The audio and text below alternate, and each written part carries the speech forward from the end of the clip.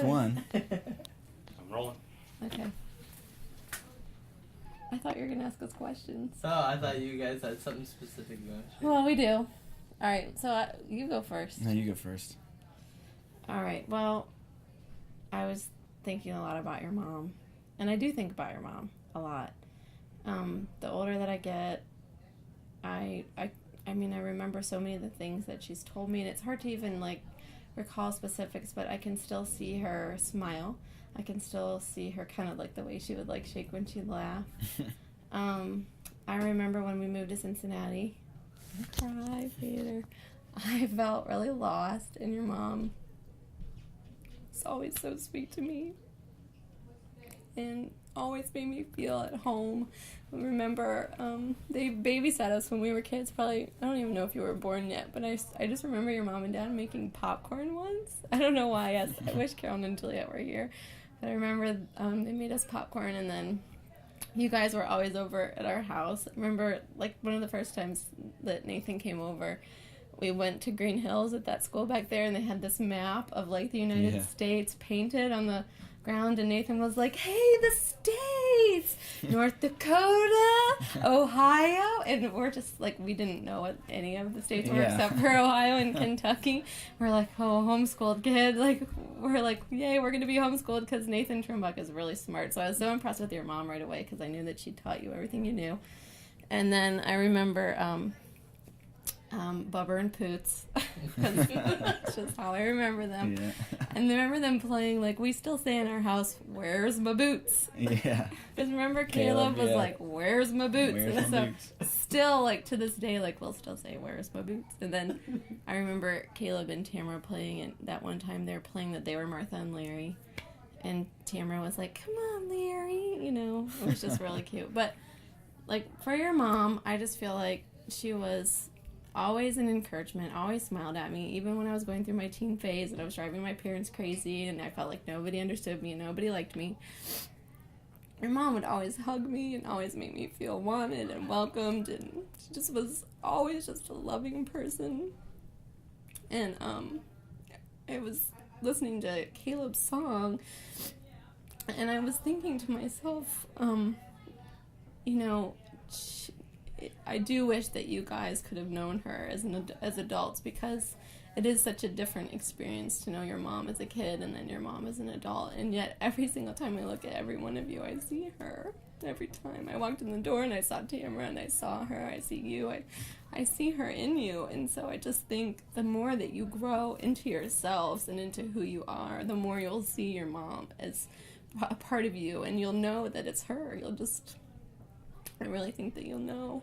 And one story about your mom that I always carry with me is the story that my mom told me about when Caleb was born, and he was a home birth, and I remember them saying that he came out and he was kind of real floppy, and so they said, Martha, call your baby, talk to your baby, and she said his name, and he kind of perked right up at the sound of his mother's voice.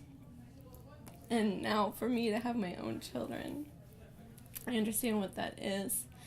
And when I work with other women now, because I'm a doula, and I have said that to women so many times, where the baby will come out and the mom is just, overwhelmed with the birth, or the baby's just a little bit blue, and I would think about her every time. I'll say, call your baby, and they do, and the baby responds. But I always think about her smiling in heaven down on you guys, and like Caleb said, it sucks that she's not here, and it really does, because I don't feel like I got to know her long enough either.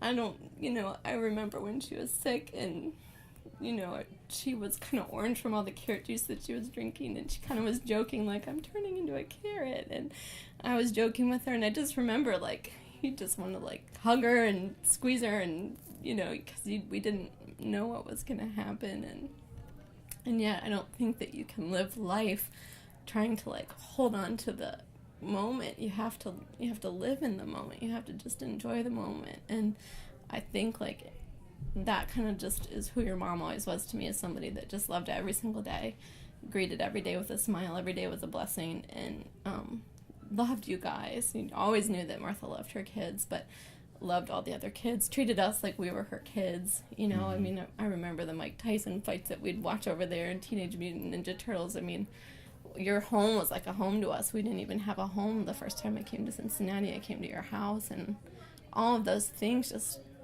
I think, were so important in my life, and just helping me to feel grounded and secure. And it just, I love how she did that. I love how she lived in the moment. And so that's my bit. Okay, I made it through. Peter.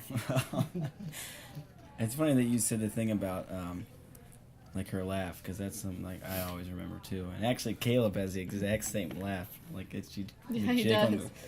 Yeah. Like that, and then she like says something like, "Oh, you're not Nathan," or something like that.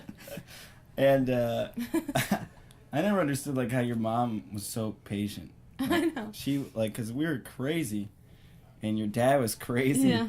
But she would always just be calm. I don't think I can't even think of a smile. time that your mom was mad. And she was always just, ready to laugh and just, have a good time. And always just, like, filled with just, like, knowledge and so smart and, really just wanting, like, the best for you. And she was just, one of the most amazing people I've ever met in my life. And she was always so warm. I mean, when I was a kid, I was always, like, terrified of the dark and, like, being away from home. But, like, your guys' house was, like, one of the houses, like, I always felt comfortable spending the night with. And it was something warm about your mom, too. Like, I just see her and just think to myself, like, all right, it's going to be okay. And she just had so much love to give. And to our family. And yeah, to our family. My mom and it was just, dad and everything. And we miss her a lot. Yeah, we do. Still think about her. I do. I still... She'll pop in my mind often. I'll think about things never forgotten.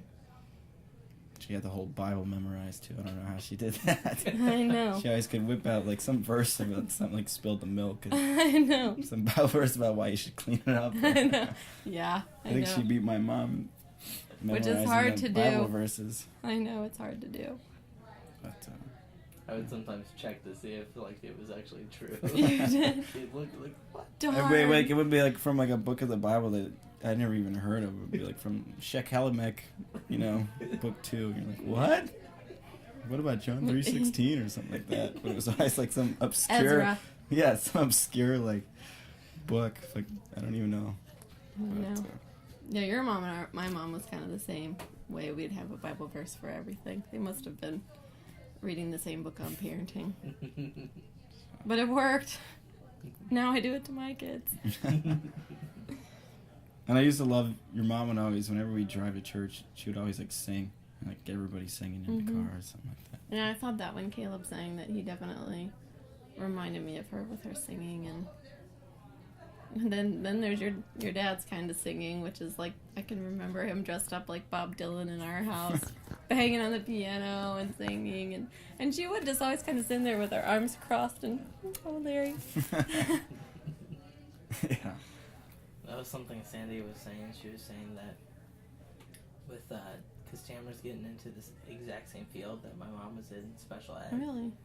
And Mom used to write a lot, creative writing. She also used to sing, and all three of those things are something that we each do. Mm-hmm. That's cool. I never understood, too, how your mom could speak Portuguese. Like, that just blew my mind. I know. Just couldn't even grasp it. I know. Thought it was so cool. Yeah, you had a neat family. We always liked your the vacuum that went into the wall. Yeah. I love Or that. the intercom thing. system. And the intercom system. Need a drink of water. I know. I think one time we got in trouble for that. Like, they thought we were downstairs, but I was like, we're on the intercom. They're like, go back to bed. Like, we are in bed. On the wall. It's a shame when that thing died. Yeah. You guys always had somebody living with you. Yeah. Your mom never let anybody not feel like they had a home. Like, your home was everybody's home. Modena was there. Dave Trix was there. We were probably even there when we first moved here. Like, yeah. At some point, my dad stayed with you guys. Like, she always made sure everybody had a home. Everybody had food to eat. You Always know, had, she like, was turkey had with family. cheese and mayonnaise. I always had turkey sandwiches. Somehow they always taste really good, too. I was like, I'll try it, but then it was always really good. Yeah. I don't know. Everything tasted good at your house. It did. I even drank milk over there. I never drink milk. Mm-hmm. Cool. Yeah. Anything else? Thanks for letting us say something. Yeah, thank you. It's hard to